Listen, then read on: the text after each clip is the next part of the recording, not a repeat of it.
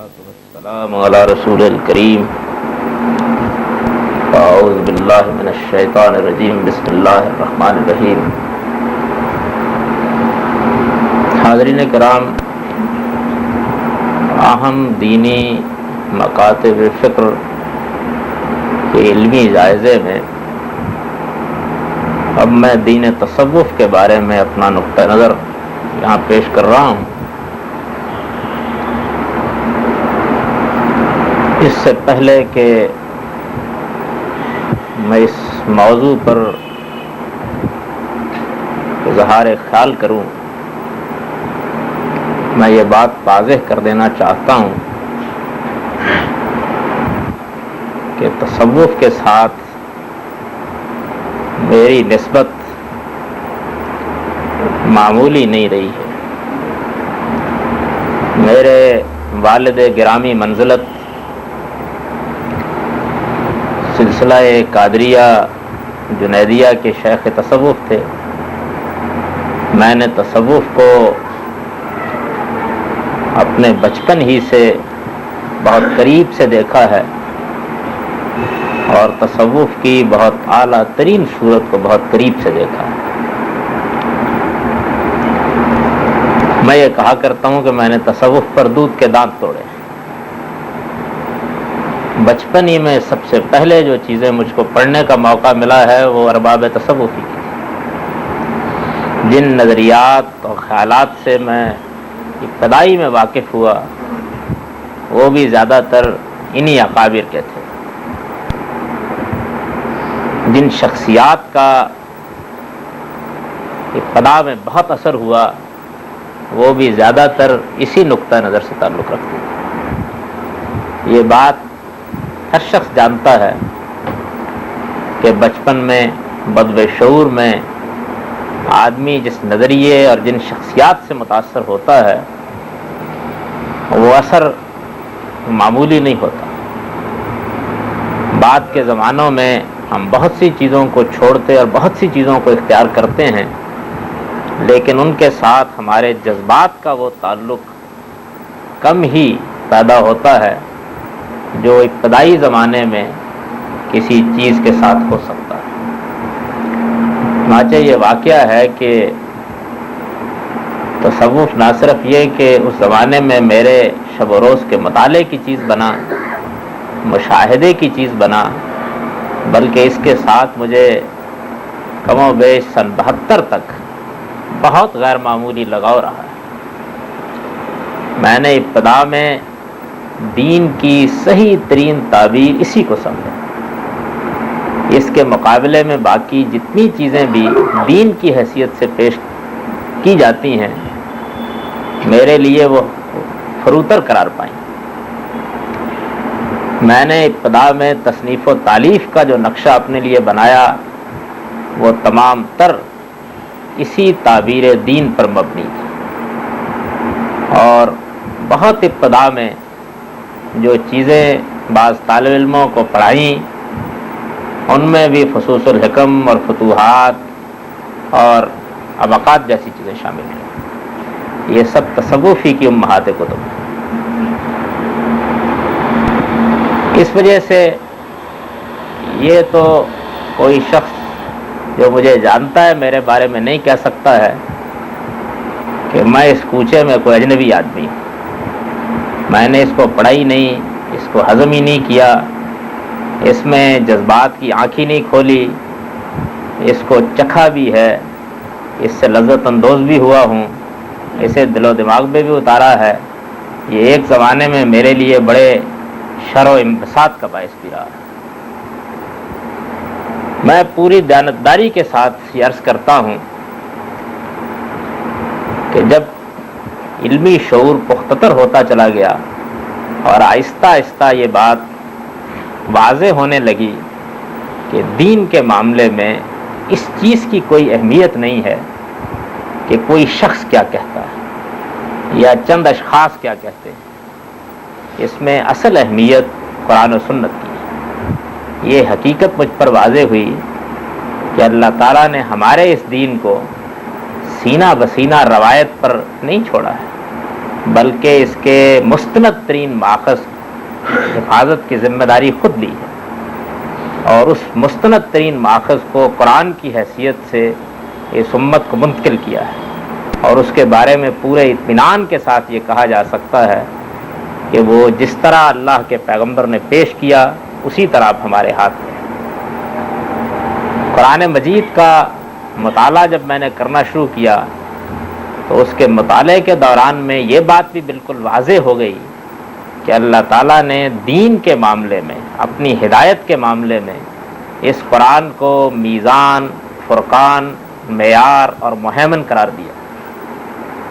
جو چیز اس میں نہیں ہے، جس کی اساس اس میں نہیں پائی جاتی، جو اس کے خلاف ہے، وہ دین نہیں ہو سکتا۔ دین میں اسی کی حیثیت ایک ایسے معیار کی ہے کہ جس پر اب قیامت تک ہر شخص کو جو دین کے بارے میں زبان کھولتا ہے اپنی بات کو پیش کرنا ہوگا، اور جس چیز کو قرآن قبول کرے گا وہی بہرحال دین قرار پائے گا، اور جس کو قرآن رد کر دے گا اسے دین نہیں قرار پانا چاہیے۔ یہ بات قرآن مجید کے مطالعے سے جب مجھ پر واضح ہو گئی، اور آہستہ آہستہ وہ مطالعہ وہاں پہنچا کہ جہاں قرآن مجید کو سمجھنے اور اس پر تدبر کے وہ اصول مجھ پر واضح ہو گئے جن پر حال ہی میں نے اپنا نقطہ نظر یہاں پیش کیا ہے، پھر میں نے تصوف پر بھی عمیق نظر ڈال کر یہ جاننا چاہا کہ اس میں کیا حق ہے اور کیا باطل ہے۔ اور میں پوری سچائی کے ساتھ یہ عرض کرتا ہوں کہ مجھے بڑی خواہش تھی، اسی طرح کی خواہش جیسی آدمی کو اپنے کسی محبوب نظریے سے کے بارے میں ہوتی ہے کہ یہ صحیح ثابت ہو، اس کے اندر کوئی غلط چیز نہ نکلے۔ میں اس کو بھی کچھ برداشت کرنے کے لیے تیار تھا کہ فروع میں کچھ چیزیں ایسی ہو سکتی ہیں جو لوگوں نے شامل کر دی ہوں، لیکن اصول کے لحاظ سے تو اسی کو دین ہونا چاہیے، اور میں یہ سمجھتا تھا کہ یہی دین ہے، اور دین کی صحیح ترین تعبیر یہی ہے، دین کی حقیقت یہی ہے۔ لیکن جب غائر نظر سے اس کا مطالعہ کیا اور اس کو قرآن کے معیار پر رکھ کر دیکھا تو مجھ پر یہ حقیقت واضح ہو گئی۔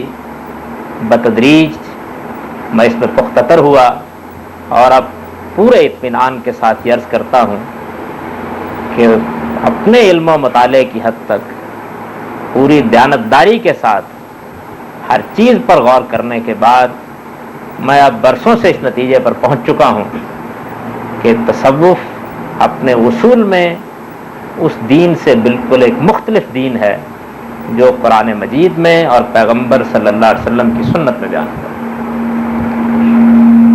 اس دنیا میں بہت سے نقطہ نظر ہو سکتے ہیں جو اپنے آپ کو عقلی بنیادوں پر پیش کریں، ان کے بارے میں ہم کوئی اچھی بری رائے قائم کر سکتے ہیں، لیکن جب کوئی چیز دین کی حیثیت سے اور دین کی حقیقت کی حیثیت سے پیش کی جائے گی تو اس میں تو میرا خیال یہ ہے کہ مجھ سے کوئی شخص اختلاف نہیں کرے گا کہ اس کو قرآن مجید کی معیار پر اور قرآن مجید کی میزان پر رکھ کر دیکھنا پڑے گا۔ چنانچہ اس کو جب اس کی میزان پر رکھ کر دیکھا جاتا ہے تو اس کے دیکھنے کے دو پہلو ہو سکتے ہیں۔ ایک یہ ہے کہ یہ معلوم ہو کہ دین کے جو اصول قرآن مجید میں بیان کیے گئے ہیں ان میں اور اہل تصوف کے اصول میں تو کوئی فرق نہیں ہے، لیکن یہ ہوا ہے کہ بعض فروع کو سمجھنے میں، بعض اجتہادی امور کی تعین میں، بعض اصولی مسائل کے اطلاقات میں انہوں نے قرآن مجید یا سنت کے نقطہ نظر سے ذرا مختلف رائے قائم کر دی۔ کیا یہ معلوم ہو کہ ان کے ہاں بہت سے لوگ تو خالص قرآن و سنت ہی کی پیروی کر رہے ہیں، لیکن بعض وہ لوگ جو ہر طبقے میں اور ہر مکتبہ فکر میں ہوا کرتے ہیں وہ ایسے بھی پیدا ہو گئے ہیں کہ جو کچھ غلو کر کے بات کو کہیں سے کہیں پہنچا دیتے ہیں۔ دوسری صورت یہ ہو سکتی ہے کہ جب مطالعہ کیا جائے تو یہ معلوم ہو کہ وہ اصول، وہ اساسات اور وہ مبادی جن پر دین قائم ہے وہ ہی اہل تصوف کے ہاں بالکل دوسری صورت اختیار کر گئے ہیں، تو ظاہر بات ہے کہ پھر یہ رائے نہیں قائم کی جا سکتی کہ یہ دین کے مکاتب فکر میں سے ایک مکتب فکر ہے، یہ بھی ہو سکتا ہے، اس میں بعض فروع میں ہم اختلاف کرتے ہیں۔ پھر تو وہی کہنا پڑے گا جو میں نے عرض کیا ہے کہ یہ ایک دوسرا دین ہے جو دین کی حقیقت کے نام سے، یعنی اس دین کی حقیقت کے نام سے جس کو محمد صلی اللہ علیہ وسلم لے کر آئے ہیں، ہمارے سامنے پیش کیا گیا ہے۔ درحالے کے دین کی حقیقت ہونا تو بڑی بات ہے، اس کا اس دین سے اصول و مبادی میں کوئی تعلق ہی نہیں۔ ابتدائی میں اپنی یہ رائے اور اپنا یہ نتیجہ مطالعہ واضح کر دینے کے بعد اب مجھے اپنے اس نقطہ نظر کی تفصیل کرنی ہے، اور میں یہ کوشش کروں گا کہ اس مختصر نشست ہی میں اس تفصیل کو سمیٹ دوں، اور جو کچھ مجھے کہنا ہے وہ اس طرح کہہ دوں کہ اشارات کی حد تک بات واضح ہو جائے۔ اس کے بعد پھر لوگوں سے یہ عرض کر سکتا ہوں کہ تو خود حدیث مفصل بخواں عظیم مجمل، مجھے جو کچھ عرض کرنا تھا میں نے کر دیا، اس پہ غور کیجئے، اس کو پڑھیے، اس کو جانیے، اور اگر کسی چیز کی تفصیل خود نہ معلوم ہو سکے تو اس حقیر سے پوچھ لیجیے۔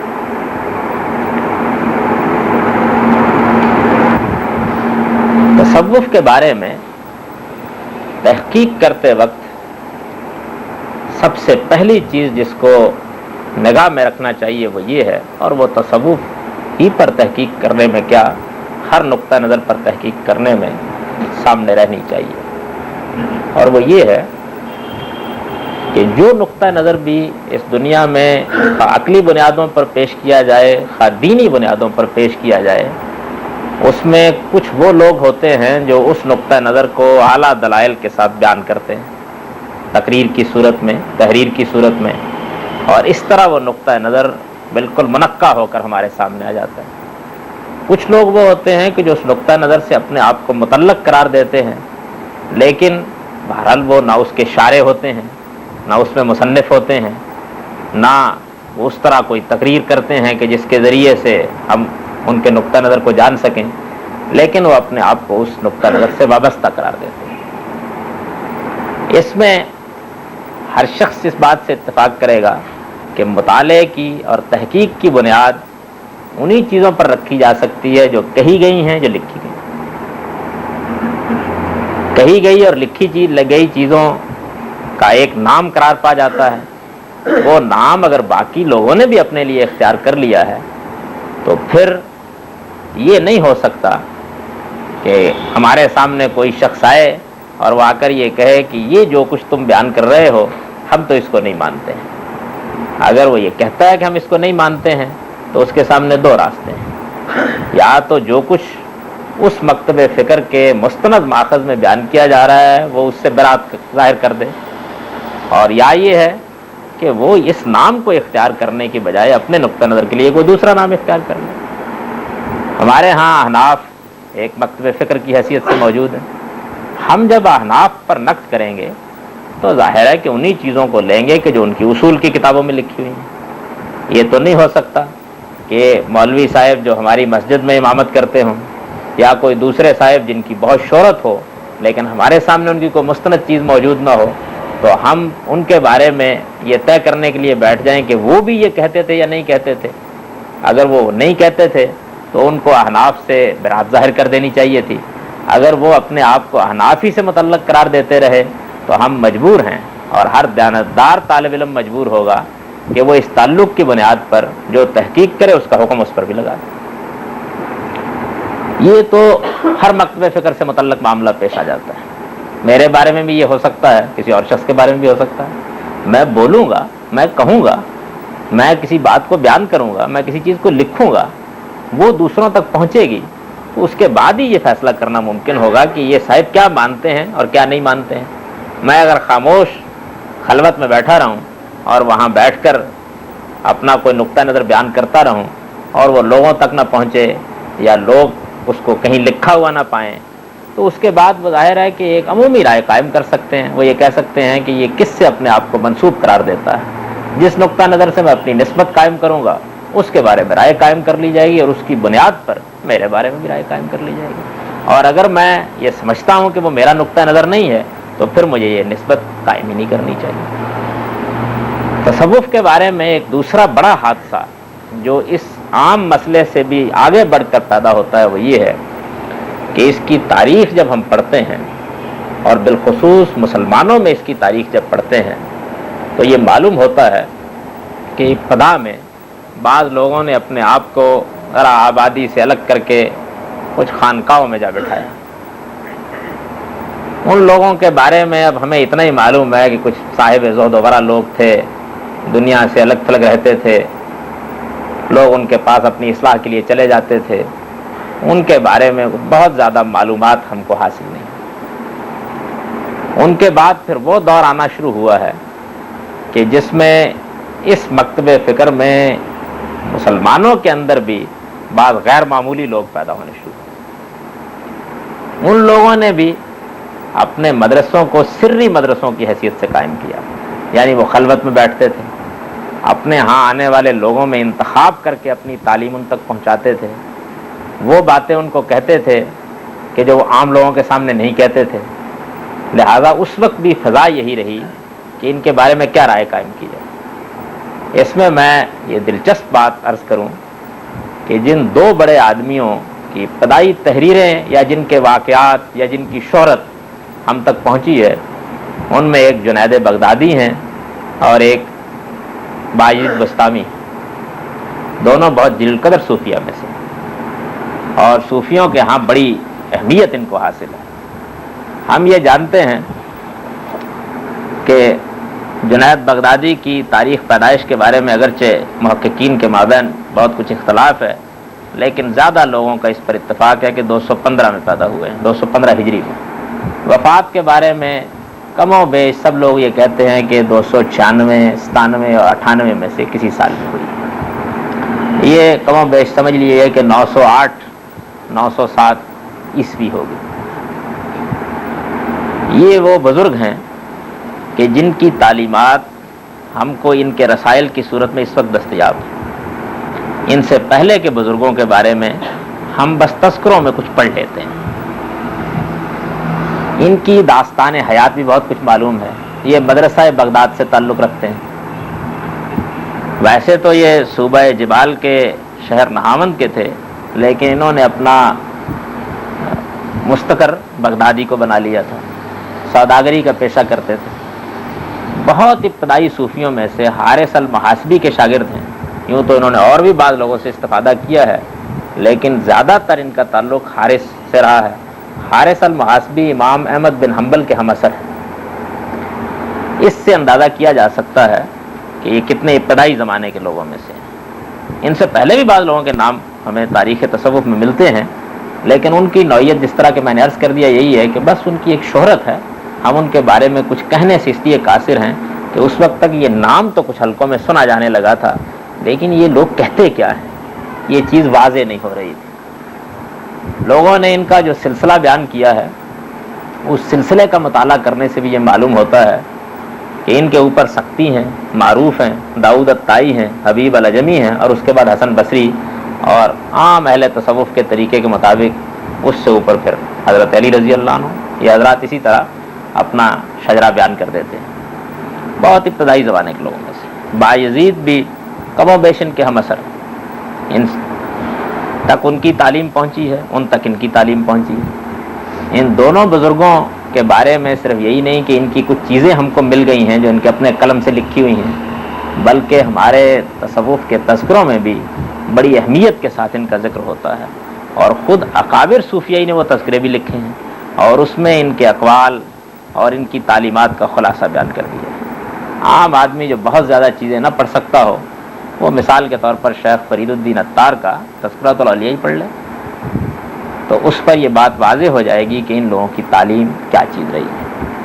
اب اس وقت ان کی تعلیم کچھ سامنے آنے لگی، ہمارے باتیں باہر نکلنے لگی۔ چنانچہ یہ مشہور واقعہ ہے کہ جب یہ باتیں باہر نکلنے لگی ہیں جنید کے زمانے میں، تو عباسی خلیفہ کے پاس اس کی شکایت پہنچی۔ بعض علماء و فقہا نے توجہ دلائی کہ یہ حضرات اپنی خلوتوں میں بیٹھ کر بہت الحاد اور زندگی کی باتیں کرتے ہیں، ایسی باتیں کرتے ہیں کہ جن باتوں کا دین سے کوئی تعلق نہیں ہے اور اپنی بات کو ظاہر کرنے کے لیے بھی تیار نہیں ہے، اس موقع پر تمام اس مکتب فکر سے تعلق رکھنے والے لوگوں کو خلیفہ کے دربار میں حاضر ہو کر اپنی صفائی پیش کرنے کے لیے کہا گیا۔ تو یہ تاریخی واقعہ ہے کہ جنید بغدادی نے اس موقع پر یہ کہہ کر حاضری سے معذرت کر لی کہ میرا ان سے کیا تعلق ہے، میں تو ایک فقیہ، میں ایک فقیہ۔ یہ حدیث میں ابو ثور اور ابو عبید جیسے اکابر کے شاگرد ہیں، بہت سے لوگ ان کو سفیان ثوری کے شاگردوں میں شمار کرتے ہیں، اور اپنی عام مجالس میں ایک فقیہ کی حیثیت سے دینی معاملات پر بات بھی کرتے تھے۔ اس موقع کے اوپر انہوں نے یہ کہہ کر اپنے آپ کو مستثنیٰ کر لیا۔ اب ظاہر بات ہے کہ جب ایک مکتب فکر کے لوگ اپنی تعلیم کو اس طرح چھپا رہے ہوں، محدود حلقوں میں بیان کر رہے ہوں، باہر جا کر اس کو اپنے ساتھ نسبت دینے کے لیے تیار نہ ہوں، ابتدائی زمانے میں یہ صحیح کر رہے ہوں کہ بس انہی لوگوں تک یہ بات پہنچے جو لوگ اس کا تحمل کر سکتے ہوں، تو باہر جو کچھ ہوگا ہے کہ وہ اور ہوگا، اور واقفان راز جو کچھ جانتے ہوں گے وہ بالکل اور ہوگا۔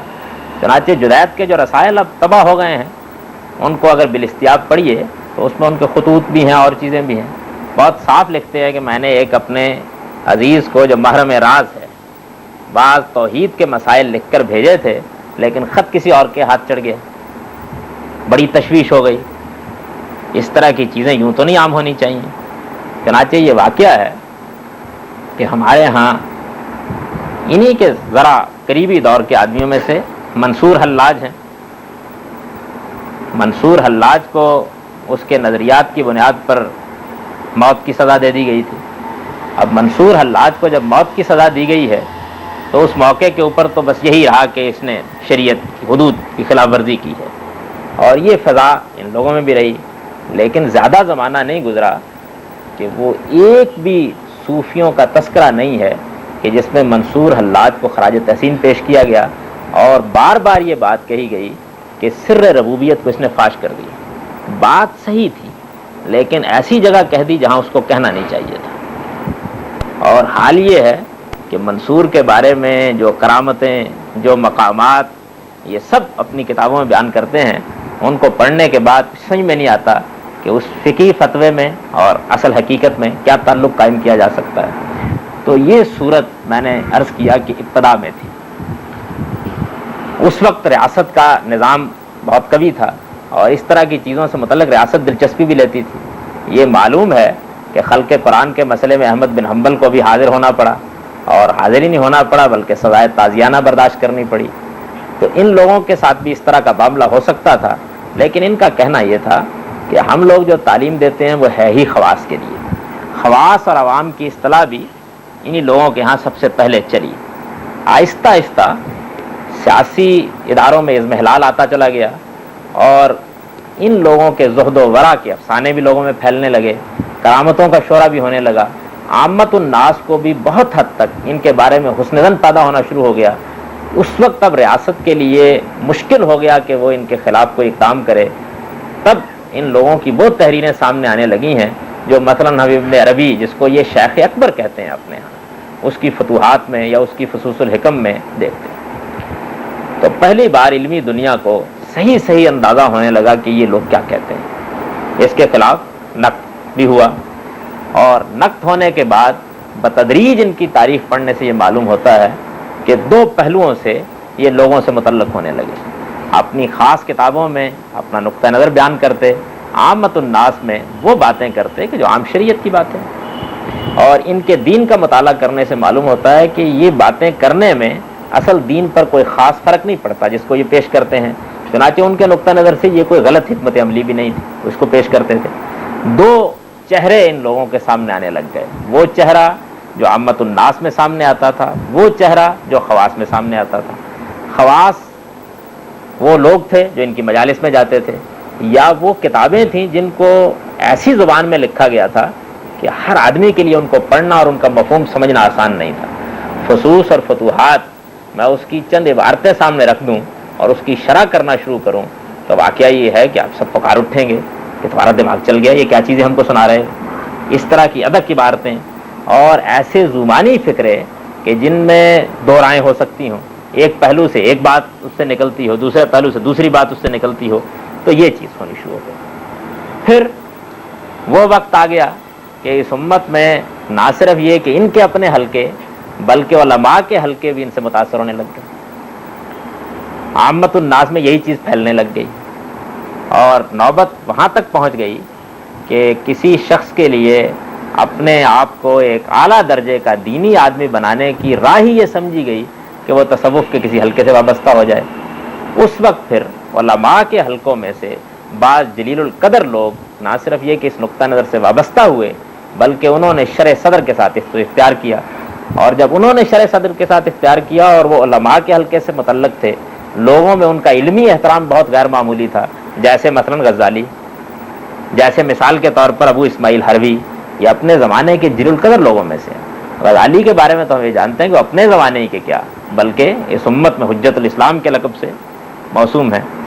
تو اس طرح کے لوگوں نے جب اس کو قبول کیا تو انہوں نے پھر اس کی شرح و وضاحت کرنا شروع کی۔ چنانچہ ہمارے سامنے ابو اسماعیل حروی کی منازل السائرین بھی ہے، جس کے بارے میں بے تکلف یہ کہہ سکتا ہوں کہ وہ تصوف کی بہترین کتابوں میں سے، اور کل 40 صفحے کی کتاب ہے، لیکن اس کے بارے میں یہ بات کہی جا سکتی ہے کہ وہ تصوف کی بائبل ہے۔ دوسری جانب غزالی ہیں۔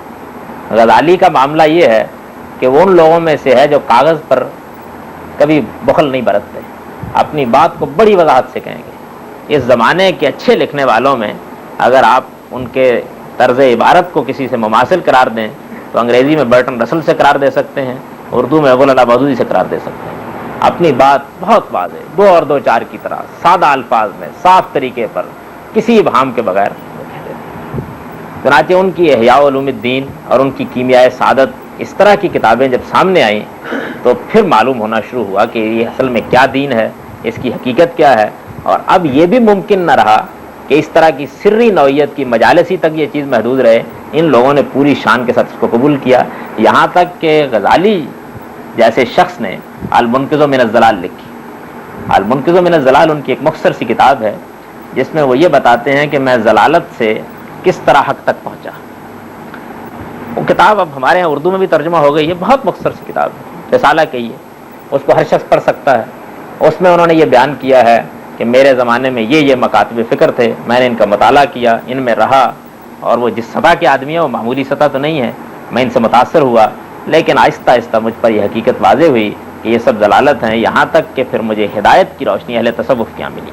تو انہوں نے پوری طرح اپنے آپ کو اس نقطہ نظر سے متعلق کر کے پھر اسی کی بنیاد پر احیاء علوم الدین لکھی ہے، جو ان کی شرح آفاق کتاب ہے، اس میں کوئی شبہ نہیں ہے، یعنی اس نقطہ نظر سے ان کی اعلیٰ ترین تصنیفات میں سے۔ یہ میں نے ساری داستان اس لیے سنائی کہ بالعموم جب تصوف پر تنقید کی جاتی ہے تو بعض ان بزرگوں کا حوالہ دے کر لوگ یہ کہتے ہیں کہ ان کی بات بتائیے، ان میں کیا غلطی ہے، ان کی ہمارے پاس کوئی تصنیف نہیں ہے، یا وہ تصنیفات ہیں کہ جو انہوں نے عامت الناس کے لیے لکھی ہیں۔ اس کی میں آخری زمانے میں مثال عرض کرتا ہوں، شاہ اسماعیل شہید ہیں، شاہ ولی اللہ کے پوتے ہیں۔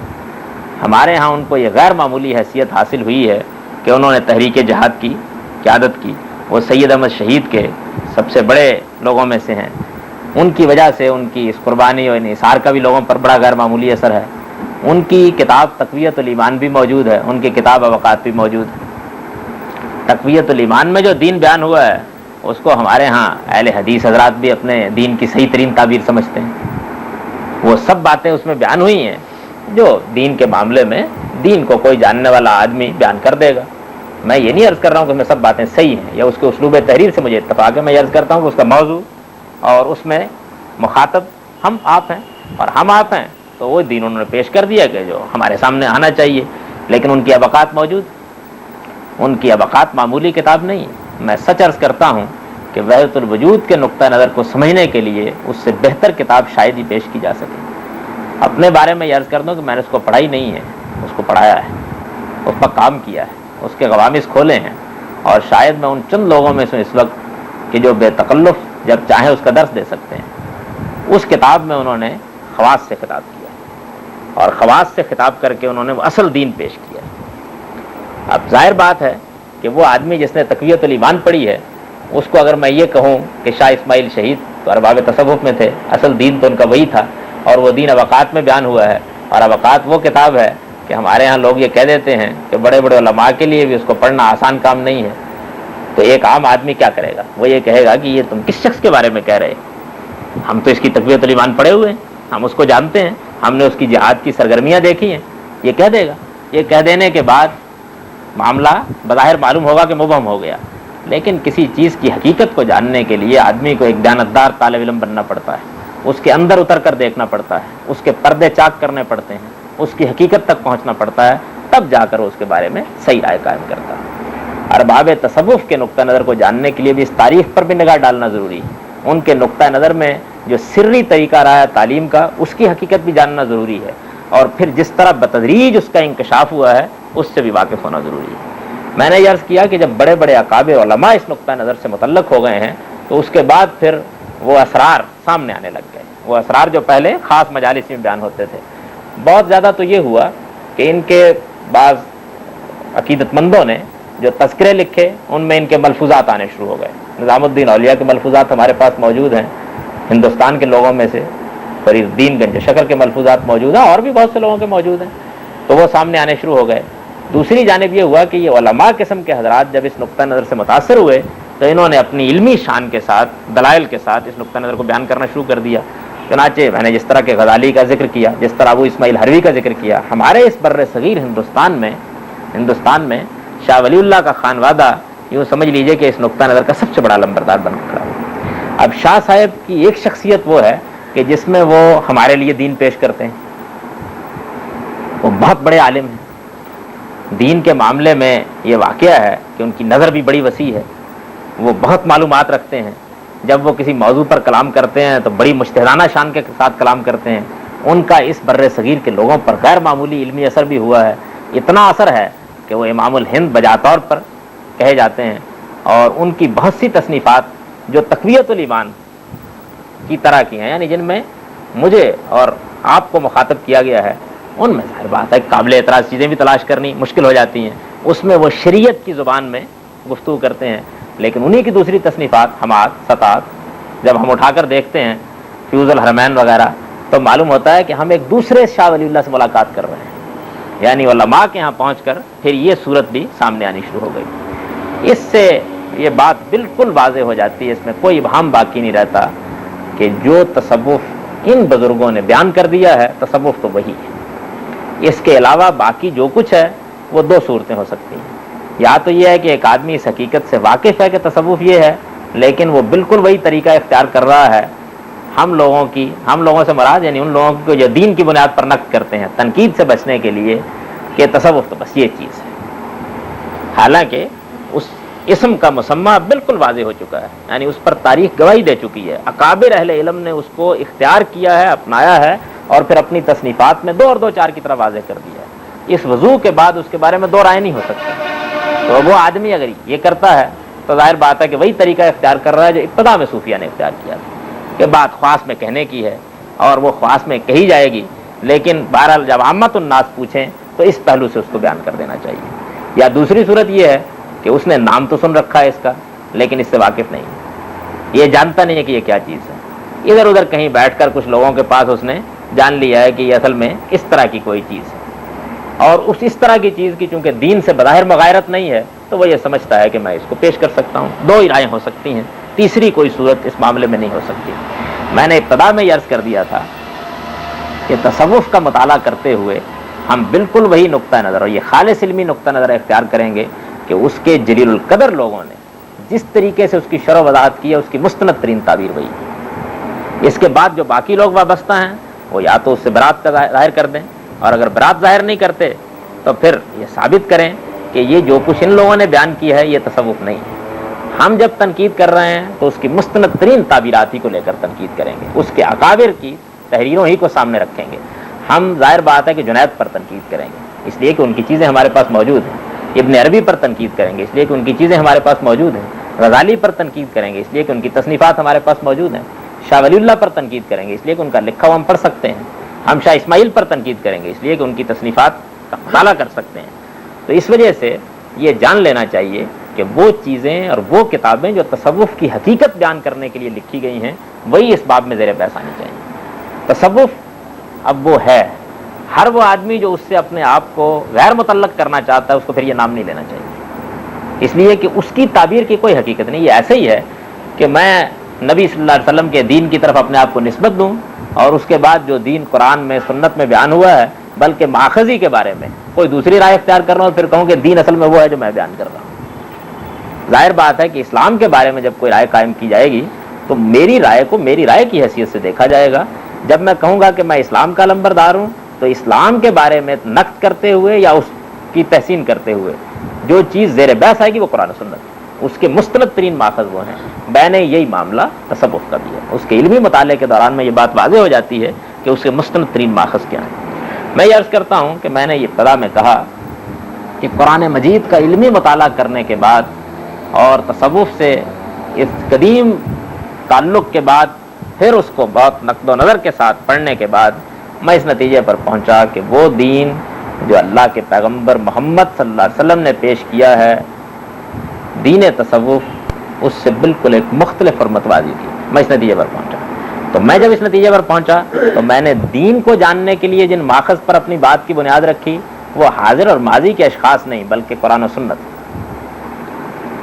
اور میں نے تصوف کے معاملے میں حقیقت کو جاننے کے لیے جن چیزوں پر بنیاد رکھی وہ یہ اکابر ہیں جن کا میں نے ذکر کر دیا ہے، اور یہی ایک دیانتدار طالب علم کے لیے صحیح طریقہ ہے۔ وہ ادھر ادھر کی چھوٹی موٹی باتوں کے اوپر اپنی بنیاد نہیں رکھتا، یعنی یہ صورت نہیں ہے کہ کوئی صاحب جو کہیں دھونی رما کے بیٹھے ہوئے تھے، چراغ جلا کے بیٹھے ہوئے تھے، ان سے کوئی الٹی سیدھی بات سن لی، یہ مسئلہ نہیں۔ اس کی پوری تاریخ ہے، اس تاریخ میں یہ لوگ ہیں جن کا میں نے ذکر کر دیا جو اس کے اساتین ہیں، ان لوگوں کی تصنیفات تالیفات میں جو چیز بیان ہوئی ہے اس کی بنیاد پر میں عرض کر رہا ہوں۔ یہ حقائق واضح طور پر جان لینے کے بعد اب ذرا ایک نظر یہ ڈالیے کہ وہ کیا چیزیں ہیں جو دین میں اصول اور اساس کی حیثیت رکھتی ہیں، ان کے بارے میں دین قرآن و سنت کی بنیاد پر کیا کہتا ہے اور ارباب تصوف کیا کہتے ہیں۔ میرا خیال یہ ہے کہ اس بات سے کوئی شخص اختلاف نہیں کرے گا کہ دین میں سب سے بڑی اور سب سے بنیادی چیز توحید ہے۔ یعنی قرآن مجید کے بارے میں اگر یہ کہا جائے کہ وہ تعلیم کس چیز کی دینے کے لیے آیا ہے اور اس چیز کو ایک لفظ میں بیان کیا جائے تو ہم کہیں گے کہ وہ توحید، اس میں تو کوئی دو رائیں ہو نہیں سکتی۔ قرآن مجید کو جس شخص نے بھی پڑھا ہے وہ یہ جانتا ہے کہ اصلاً وہ اسی کی دعوت دیتا ہے، باقی جتنی چیزیں ہیں وہ اصل میں لوازم کی حیثیت رکھتے ہیں۔ توحید ہی ہے جس کو منوانے کے لیے اللہ نے اپنے پیغمبر بھیجے ہیں، اور توحید ہی ہے جس کا ایک لازمی تقاضا آخرت، یعنی ان چیزوں کی حیثیت یہ ہے، ایک اساس اور ایک بنیاد اگر دین میں ہے تو وہ توحید ہے۔ توحید کے بارے میں ظاہر بات ہے کہ جب وہ قرآن مجید کا اصل موضوع ہے اور وہ دین کی اس کو اساس قرار دیتا ہے تو قرآن مجید نے اس کی شرح و وضاحت میں تو کوئی کمی نہیں کی ہوگی۔ قرآن مجید کو پڑھ لیجئے، اس میں بڑی تفصیل کے ساتھ اللہ تعالیٰ نے یہ بتایا کہ توحید کیا ہے، یہ بتا دیا، اور یہ بات واضح طور پر جان لیجئے کہ اس توحید کو جب اللہ کے پیغمبر نے بھی اور اللہ تعالیٰ نے بھی ہمارے لیے دو لفظوں میں بیان کیا ہے تو اس کو کلمہ طیبہ کی شکل دے دی، لا الہ الا اللہ، اشہد ان لا الہ الا اللہ، میں شہادت دیتا ہوں کہ اللہ کے سوا کوئی الہ نہیں۔ یعنی گویا یوں سمجھ لیجئے کہ اللہ ہی کو تنہا الہ ماننا یہ توحید۔ اب اللہ ہی کو تنہا الہ ماننا کیا ہے، اس کے لوازم کیا ہیں، اس کے تقاضے کیا ہیں، قرآن مجید ان کو بیان کرنے کے معاملے میں کوئی کسر اٹھا نہیں رکھتا، اور اسے اس بات پر اصرار ہے کہ توحید کی ابتدا بھی یہ ہے، توحید کی انتہا بھی یہ ہے۔ توحید کوئی ایسی چیز نہیں ہے کہ جس کے بارے میں یہ ہو کہ اس پر پردہ پڑا ہوا ہے، وہ ایک واضح حقیقت ہے۔ قرآن مجید کو اس بات پر اصرار ہے کہ اللہ کے پیغمبر اسی کی دعوت دینے کے لیے آئے ہیں، اور انہوں نے اس کو اس طرح بیان کر دیا ہے کہ اس زمین کے اوپر انسانوں پر حجت پوری کر دی ہے، کوئی ابہام اس کے بارے میں باقی نہیں رکھا۔ یہ توحید الوہیت، یعنی اللہ تعالیٰ کے سوا کوئی الہ نہیں۔ اہل تصوف بہت صاف صاف واضح طریقے پر، وہ اہل تصوف جن کا میں نے ذکر کیا ہے، وہ اکابر جن کا میں نے نام لیا ہے، یہ کہتے ہیں کہ وہ توحید جو لا الہ الا اللہ میں بیان ہوئی ہے یہ توحید کی ابتدا ہے، یہ توحید کا پہلا درجہ ہے۔ یہ تو یوں سمجھ لیجئے کہ عامت الناس کی توحید ہے، صاف کہتے ہیں عامت الناس کی توحید ہے۔ اس توحید پر اگر آدمی پہنچ گیا تو وہ شریعت کے دائرے میں آ گیا۔ اس کے بعد توحید کے مدارج ہیں جن کو غزالی نے 4 بیان کر دیا اور باقیوں نے 3، یعنی اس کو شامل کر کے مدارج بیان کر دیتے ہیں۔ وہ مدارج ہیں کہ جن میں توحید در حقیقت اپنے آخری درجے پر پہنچ کر وحدت الوجود کی صورت اختیار کر لیتی ہے۔ صاف صاف کہتے ہیں کہ توحید کا آخری مقام یہی وحدت الوجود ہے۔ وحدت الوجود ایک خاص فلسفہ ہے۔ وہ آدمی جس نے اس فلسفے کا مطالعہ کیا ہوئے جانتا ہے کہ یہ کوئی حادث چیز نہیں ہے جو ہم مسلمانوں نے اپنے ہاں پیدا کر لی ہے۔ اس کی تاریخ بڑی لمبی ہے اور بڑی پرانی ہے۔ یہ قدیم یونان میں بھی رہا ہے، پلاطینوس اس کا سب سے بڑا علمبردار رہا ہے، شنکر آچاریہ وغیرہ نے اسی کو پیش کیا ہے، رام نوج وغیرہ نے اسی کی تعلیم دی ہے، گیتا میں یہی بیان ہوا ہے، ویدوں میں سے بعض کا موضوع بھی یہی ہے، اپنشدوں میں بھی یہی بیان ہوا ہے۔ مغرب کے بڑے بڑے فلسفیوں میں سے فختے ہے، بینزکوٹ ہے، شوپنہار ہے، یہ لوگ اسی کے علمبردار رہے ہیں۔ یعنی یہ ایسی چیز نہیں ہے کہ جو ہم سے ہی متعلق ہے۔ دنیا کے اندر پرانے علم میں بھی اس کی اساسات موجود ہیں اور دنیا میں نئے علم میں بھی اس کی اساسات موجود ہیں۔ یہ کیا چیز ہے؟ سادہ ترین لفظوں میں یوں سمجھ لیجئے کہ یہ حضرات یہ کہتے ہیں کہ ذات خداوندی ہے جس کے لیے وجود ثابت ہے۔ وجود حقیقت کے اعتبار سے ذات خداوندی ہی ہے۔ عالم کو وجود نہیں مانا جا سکتا۔ عالم تو در حقیقت ذات خداوندی کے تعینات کا نام ہے، اور یہ تعینات ایسے ہی ہیں جس طرح کے تجلیات ہیں۔ اس کو مختلف صورتوں میں سمجھاتے ہیں، اس کے بعد یہ بتاتے ہیں کہ اللہ تعالیٰ کی ذات مرتبہ لاہوت سے کس طرح مرتبہ احدیت، واحدیت اور اس طرح تنزلات ستہ جسے یہ کہتے ہیں، اس میں مختلف تعینات قبول کرتی چلی آئی ہے، یہاں تک کہ ان تعینات کے بعد یہ عالم بن گیا۔ یعنی یوں سمجھ لیجئے، بڑی اچھی مثال دی ہے شاہ اسماعیل شہید نے کہ لوہے سے تلوار بھی بنتی ہے، لوہے سے چاقو بھی بنتا ہے، لوہے سے تالا بھی بنتا ہے، بہت سی چیزیں بنتی ہیں، تیر تفنگ بھی بنتے ہیں، توپ بھی بنتی ہے، لیکن وہ چیز جس کو لوہا کہتے ہیں وہ ان سب کے اندر جاری و ساری ہے۔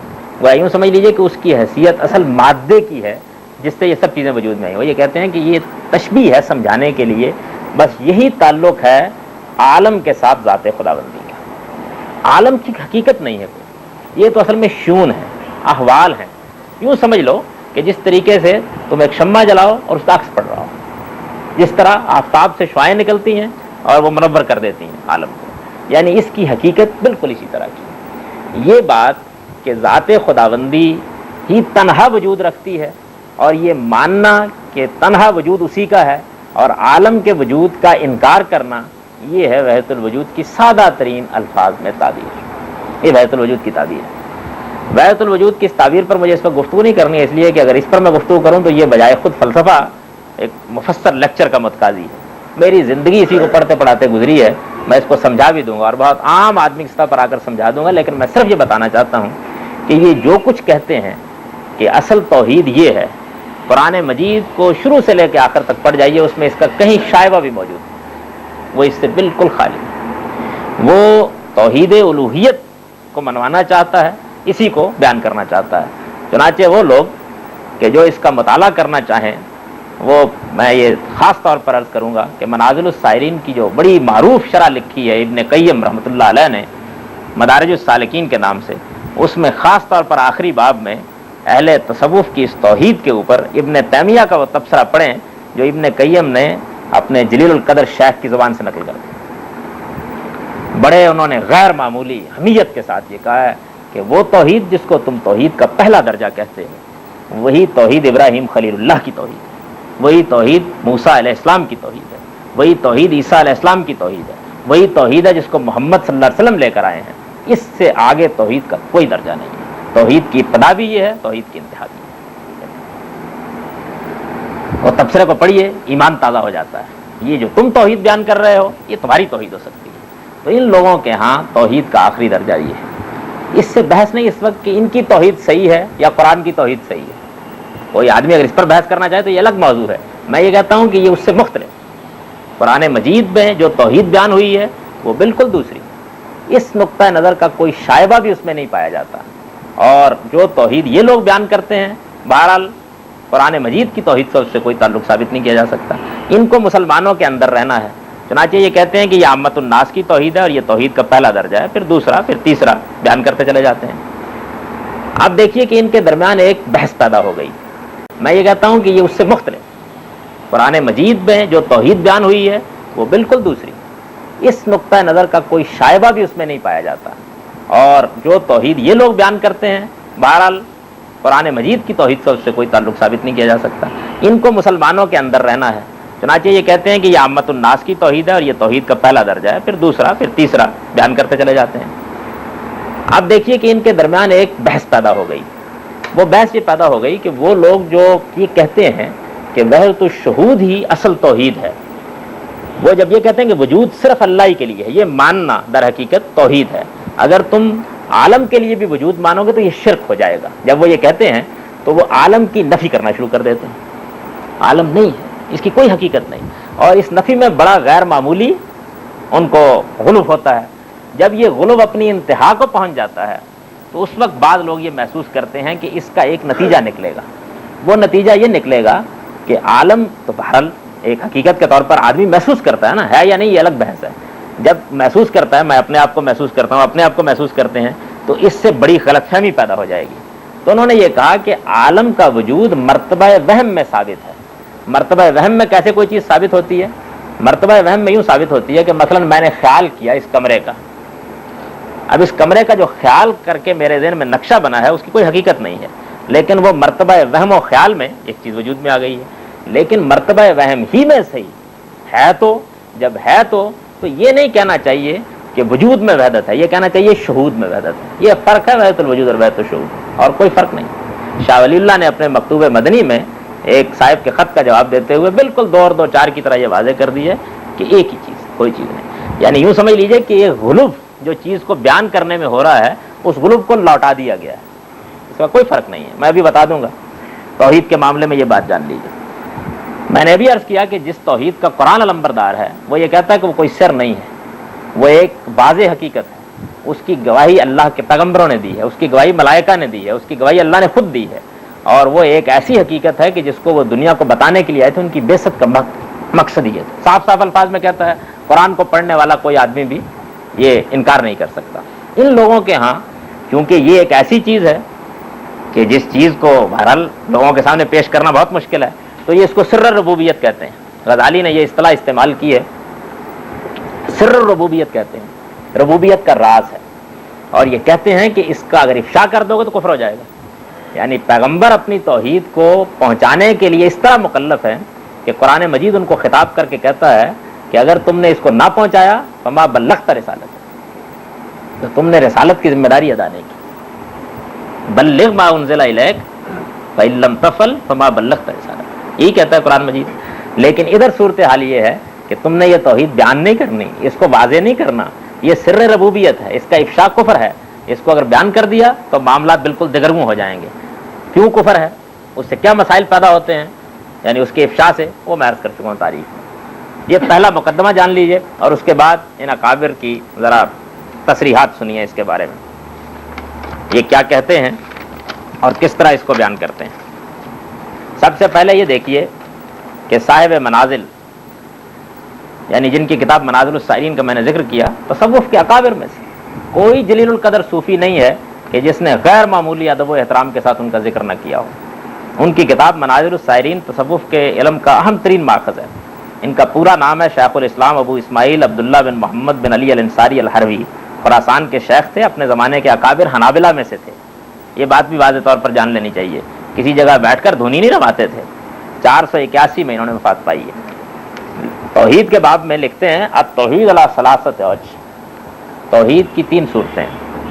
الوجہ الاول توحید العامہ، سب سے پہلی صورت عوام کی توحید ہے، وہ هو الذی یسع بالشواہد، اور یہ توحید ہے کہ جو دلائل سے ثابت ہوتی ہے۔ والوجہ الثانی توحید الخاصہ، دوسری صورت خاصہ کی توحید ہے، یعنی خواص کی۔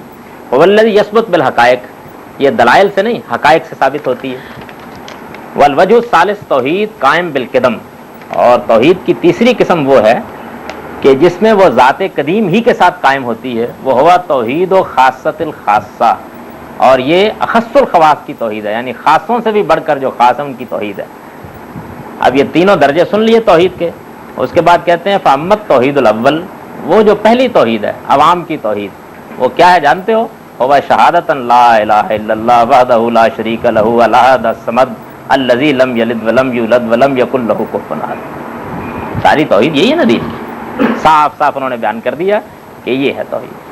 آگے وضاحت کرتے ہیں کہ جس توحید کے ہم قائل ہیں اس کی تعریف یہ نہیں ہے کہ اللہ کے سوا کسی کو الہ نہ مانو، اسی باب میں کہتے ہیں اس کی تعریف یہ ہے کہ انہ اسقاط الحدث و اثبات القدم، یہ تو اصل میں یہ حادث عالم کی نفی اور اس ذات قدیم کا اس بات، یعنی وجود صرف اسی کے لیے مانا جائے، یہ ہے توحید ہماری۔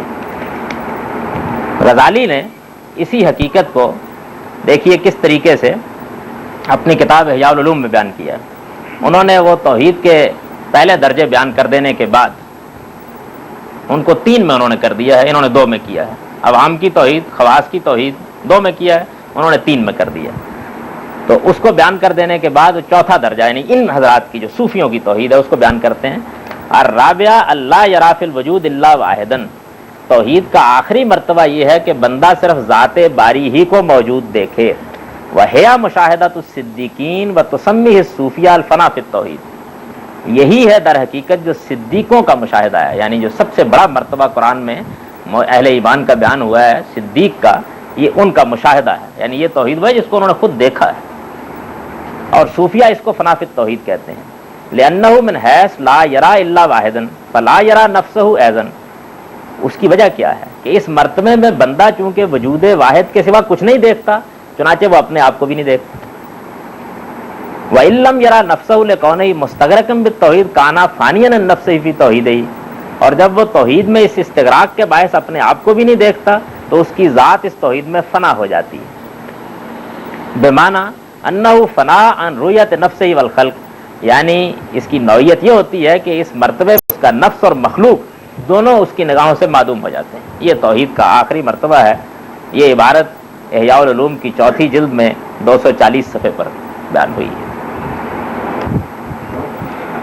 ابو اسماعیل حروی نے اسی کے بارے میں اپنی کتاب منازل السائرین میں ایک شعر لکھا ہے، اور وہ شعر یہ ہے کہ توحید و ایاہ توحید ہو و نا تو مینت ہو لاحق، جب توحید کا یہ مرتبہ ہو جاتا ہے تو اس کی توحید در حقیقت اس کا یعنی ذات خداوندی کا آپ ہی اپنی توحید بیان کرنا ہے، دوسرا اگر اس کی توحید بیان کرنے کی بھی کوشش کرے گا تو الحاد ہو جائے گا، یہ بیان کرتے ہیں۔ اس کے بعد یہ دیکھیے کہ شیخ اکبر جنہوں نے فصوص اور فتوحات میں اپنے اس نقطہ نظر کی شرح کی ہے، اور جن کے بارے میں یہ مسئلہ نہیں ہے کہ کوئی آدمی یہ کہے کہ فلاں کیا کہتا ہے، سب صوفیہ ان کے بعد یہ کہتے ہیں کہ ہمارے سب سے بڑے شیخ مجدد نے بھی ان سے اختلاف کیا، علمی اختلاف، لیکن ان کا بڑا مرتبہ بیان کیا اپنے مکتوبات میں۔ وہ کہتے ہیں فمن رال حق کا منو ففی بیانہ فذالک العارف، بس جس نے حق کو حق سے حق میں چشم حق سے دیکھا وہی عارف ہے۔ ومن رال حق کا منہ فی بیان نفسہ ہی فذالک غیر العارف، اور جس نے حق کو حق سے حق میں دیکھا مگر بچشم خود دیکھا وہ عارف نہیں ہے۔ ومن لم یر الحق منہ ولا فیہ وانتظر ان یراہ بیان نفسہ ہی فهو الجاہل المحجوب، اور جس نے حق کو نہ حق سے دیکھا نہ حق میں، اور اس انتظار میں رہا کہ وہ اسے بچشم خود دیکھے، یعنی اپنے وجود کو الگ ثابت کر کے توحید کا اعتراف کرے، تو وہ مشاہدہ حق سے محروم محض جاہل۔ مزید لکھتے ہیں فلم یبق الا الحق لم یبق کائن فما ثم موصول وما ثم بائن، وجود ایک ہی حقیقت ہے، اس لیے ذات باری کے سوا کچھ باقی نہ رہا، چنانچہ نہ کوئی ملا ہوا ہے نہ کوئی جدا ہے، یہاں ایک ہی ذات ہے جو عین وجود ہے۔ چنانچہ وہ لکھتے ہیں کہ اللہ تعالیٰ نے ابراہیم کے بیٹے کو ایک بڑی قربانی کے عوض میں چھڑا لیا، قرآن مجید میں آتا ہے، بس مینڈے کی صورت میں وہی تو ظاہر ہوا جو انسان یعنی ابراہیم کی صورت میں، اور جو ابراہیم کے بیٹے کی صورت میں ظاہر ہوا تھا نہیں، بلکہ بیٹے کے حکم کے ساتھ وہی ظاہر ہوا جو والد کا عین تھا یعنی اللہ تعالیٰ، مینڈا بھی وہ۔ یہ فصوص ہے فص ادریسیہ کی، یہ عبارت ہے جو میں نے عرض کر دی۔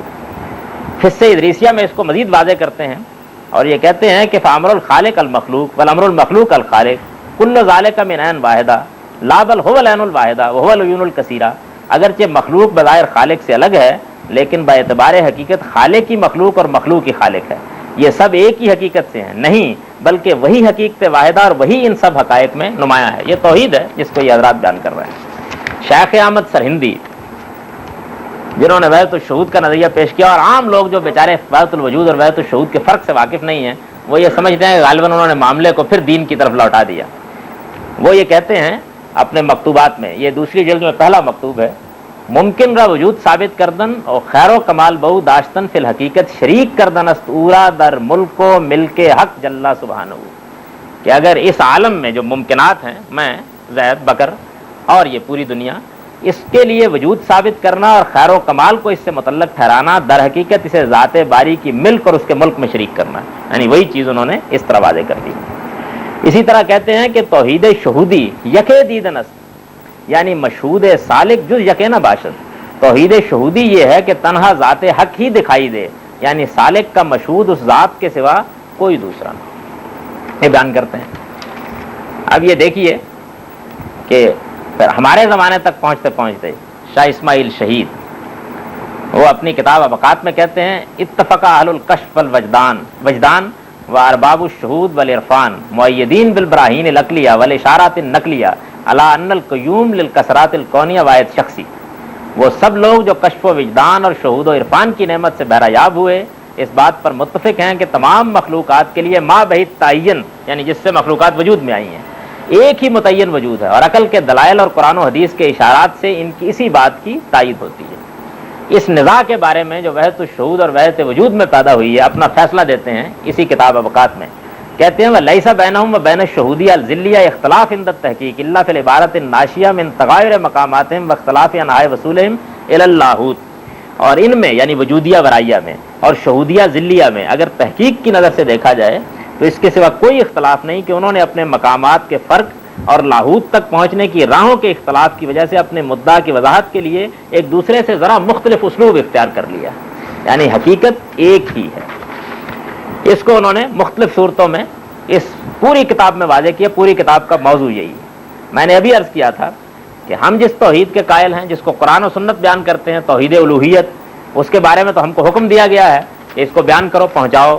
لیکن یہ حضرات کیا کہتے ہیں, صاحب منازل اپنی توحید کو بیان کرنے کے بعد اس پر تبصرہ کرتے ہیں. فرماتے ہیں فإن ذلك التوحید تزیدہ عبارت و خفان و صفت و نفور والبسط و صحبتاً.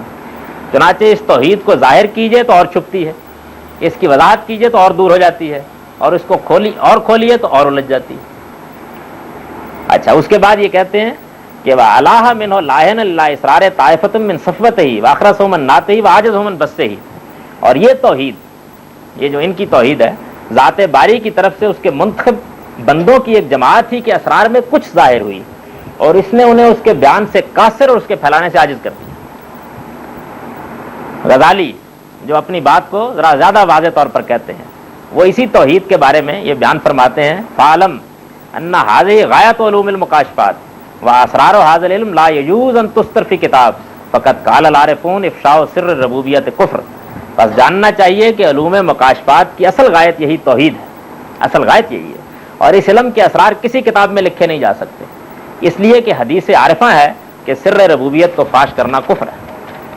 یہ وہ اپنی توحید کے بارے میں ارشاد فرماتے ہیں. یہ توحید کا معاملہ ہے. توحید کے بعد دوسری چیز یہ دیکھیے کہ نبوت کے بارے میں قرآن مجید واضح طور پر یہ کہتا ہے کہ نبی صلی اللہ علیہ وسلم پر وہ ختم ہو گئے. ان کے بعد دعویٰ نبوت صرف ختم نہیں ہوا, حقیقت نبوت ختم ہو گئی. نبوت کس چیز کا نام ہے؟ نبوت وحی کا نام ہے, الہام کا نام ہے, اللہ تعالیٰ کے ساتھ براہ راست رابطے کا نام ہے, اس کا نام نبوت. نبوت کی اور کوئی تعریف نہیں ہے. یہ چیز قرآن کہتا ہے ختم ہو گئی. یہ خیال نہ کیجئے کہ میں نے یہ بات کچھ زیادہ کہہ دی. نبی صلی اللہ علیہ وسلم نے خود یہ بات واضح کر دی ہے کہ نبوت کے ختم ہونے سے مراد کیا ہے. چنانچہ بخاری کتاب التعبیر میں نبی صلی اللہ علیہ وسلم نے فرمایا ہے لم یبق من النبوہ الا المبشرات قالوا وما المبشرات قالوا قال الرؤیا الصالحہ. نبی صلی اللہ علیہ وسلم نے فرمایا نبوت میں سے صرف مبشرات باقی رہ گئے ہیں. لوگوں نے پوچھا یہ مبشرات کیا ہیں؟ نبی صلی اللہ علیہ وسلم نے فرمایا اچھا خواب. اس کے سوا کوئی اب رابطہ لامکان سے قائم کرنے کا ذریعہ باقی نہیں رہ گیا. کسی آدمی کو اچھا خواب آ جائے بس. اہل تصوف کے دین میں وہی آتی ہے, الہام ہوتا ہے, فرشتے اترتے ہیں, عالم غیب کا مشاہدہ ہوتا ہے, اور ان کے اکابر اللہ کی ہدایت وہیں سے پاتے ہیں جہاں سے جبریل امین اسے پاتے رہے. میں یہ شاعری نہیں کر رہا ہوں, سنیے. غزالی المنقذ من الضلال میں لکھتے ہیں من اول الطریق تبتدی المکاشفات والمشاہدات حتی انہم فی یقظتہم یشاہدون الملائکہ وارواح الانبیاء ویسمعون منہم اصواتا ویقتبسون منہم فوائد۔ اس راہ کے مسافروں کو یعنی تصوف کی راہ کے مسافروں کو مکاشفات و مشاہدات کی نعمت ابتدا ہی سے حاصل ہو جاتی ہے، یہاں تک کہ وہ سن لیجئے خواب نہیں بیداری کی حالت میں نبیوں کی ارواح اور فرشتوں کا مشاہدہ کرتے، ان کی آوازیں سنتے اور ان سے فائدے حاصل کرتے۔ ان کے ہاں جو آدمی اس مقام پر پہنچ جاتا ہے وہ کیا ہوتا ہے، اس کو شاہ اسماعیل شہید نے اپنی اوقات کے آخری اشارے میں بیان کیا ہے۔ فرماتے ہیں فہو وجیہ معصوم صاحب و ذوق حکیم ثم ان مما یقتضی تربیت اللہ ایاہ ان یلقی علیہ علوما نافعہ فی قیامہ بمنصبہ فہذا الالقاء یسمى تفہیما وان مما یقتضی تیقظ روحہ وعصمتہ لا یختلط بعلومہ شیء مغایر لما تلقاہ من الغیب ولذلک کانت الحکمۃ کلها مقالا یاتی کلها حقا لا یاتی الباطل من بین یدیہ ولا من خلفہ ولما كانت تفہیم من اعلی اقسامها فلا یبعد ان یسمى بالوحی الباطن۔ یہ انہوں نے شرح فرمائی، سنیے ذرا۔ فرماتے ہیں کہ ہمارے ہاں جو مقام وہبی اعلیٰ ترین مقام ہے جس پر پہنچتے ہیں لوگ، اس میں سے پہلا مقام پر جو ہستی فائز ہوتی ہے وہ ہستی کیا ہوتی ہے، یہ میں ترجمہ اس کا پڑھ رہا ہوں۔ چنانچہ یہ ہستی صاحب وجاہت، معصوم، صاحب ذوق، صاحب حکمت ہوتی ہے۔ پھر اللہ تعالیٰ اس کی تربیت کے پیش نظر اس پر وہ علوم القاء فرماتے ہیں جو اس کے منصب کی ذمہ داریوں کو پورا کرنے میں اس کے لیے نافع ہوتے ہیں۔ اس القاء کو تفہیم بھی کہتے ہیں۔ پھر اس کی عصمت اور اس کی روح کی بیداری کا ایک تقاضا یہ بھی ہوتا ہے کہ اس نے جو کچھ غیب سے پایا ہے اس میں اس کے سوا کسی دوسری چیز کی آمیزش نہ ہو۔ یہی وجہ ہے کہ اس کی حکمت تمام تر حقی ہوتی ہے، جس میں باطل نہ آگے سے کوئی راہ پا سکتا نہ پیچھے سے۔ یہ واضح رہے کہ یہ قرآن مجید نے اپنی صفت بیان کی ہے، لا یاتی الباطل من بین یدیہ ولا من خلفہ۔ اور یہ تفہیم چونکہ اس حکمت کی سب سے اعلیٰ قسم ہے، اس وجہ سے اگر اسے وحی باطن سے تعبیر کیا جائے تو یہ کوئی بعید تعبیر نہیں ہوگی۔ پھر اس کے بعد فرماتے ہیں فالحکیم لوجاہتہ و عصمتہ و کونہ باسطا لحضیرۃ القدس شانہ شان الملائ الاعلیٰ یتلقى العلوم من حیث یتلقون لا یقلد احدا فی علومہ اللہم الا ان یسمى موافقۃ لصاحب الشرع تقلیدا لکونہ مامورا من الغیب بموافقتہ و تائیدہ۔ عالم اس ہستی کا جس کا ہم ذکر کیا، اس ہستی کا معاملہ اس کی وجاہت و عصمت کی بنا پر اور اس بنا پر کہ عالم قدس کی تجلیات اسی سے پھیلتی ہیں، بالکل وہی ہوتا ہے جو آسمان کے فرشتوں کا ہے۔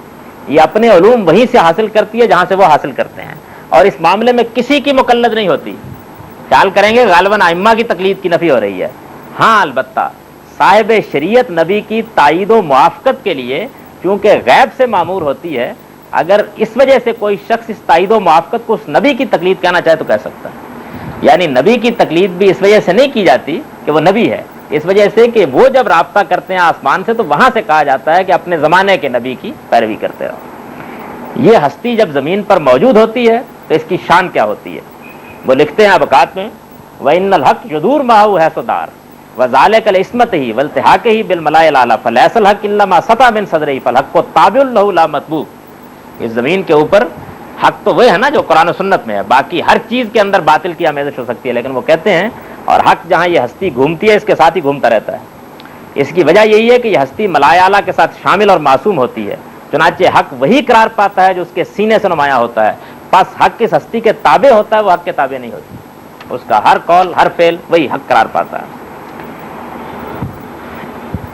اس مقام پر پہنچ جانے کے بعد ان کو کیا شانیں حاصل ہو جاتی ہیں، وہ شانیں جو ہیں ذرا دیکھیے، باعث بستامی بیان فرماتے ہیں، صاحب قوت القلوب نے یہ مکالمہ پورا نقل کیا ہے۔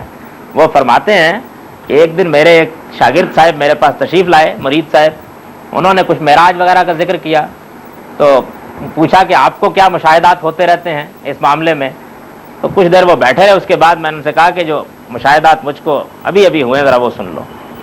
وہ کیا ہیں کہ ادخلنی فی الفلک الاسفل فدورنی فی الملکوت السفلی فارانی الارضین وما تحت الى الثرى ثم ادخلنی فی الفلک العلوی فطوف بی فی السماوات وارانی ما فیها من الجنان الى العرش ثم اوقفنی بین یدیہ فقال لی سلنی ای شیء رأیت حتی احب لک۔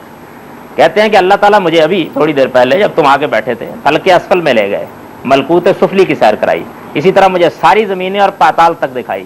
اس وقت ان کو معلوم نہیں تھا کہ نیچے معاملہ کیا ہے، یعنی ہم کسی پاتال میں نہیں جاتے بلکہ یہ تو ایک گھومتی ہوئی زمین ہے بیچاری۔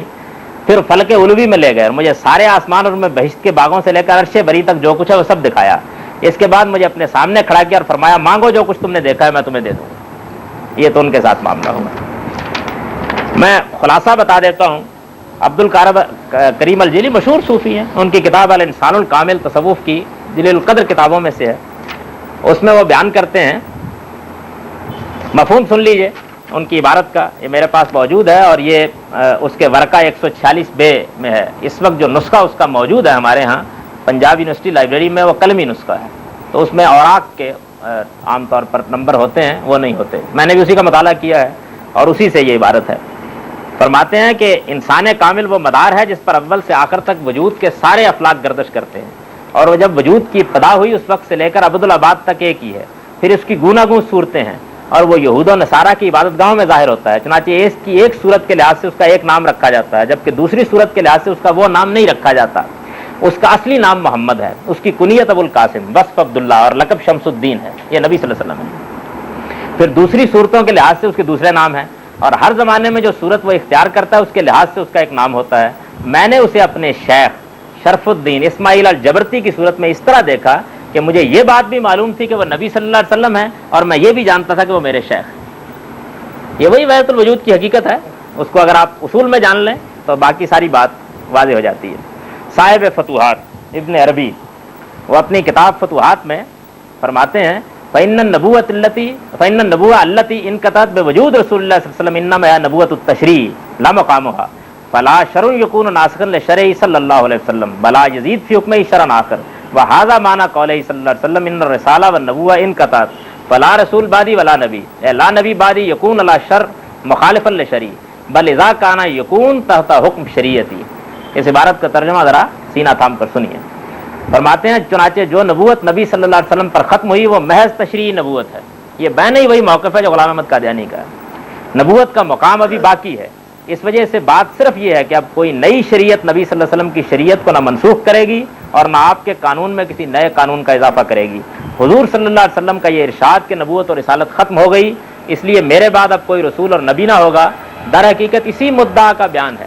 آپ کے اس ارشاد کا مطلب یہی ہے کہ میرے بعد کوئی ایسا نبی نہیں ہوگا جس کی شریعت میری شریعت کے خلاف ہو, بلکہ وہ جب ہوگا تو میری شریعت ہی کا پیرو ہوگا.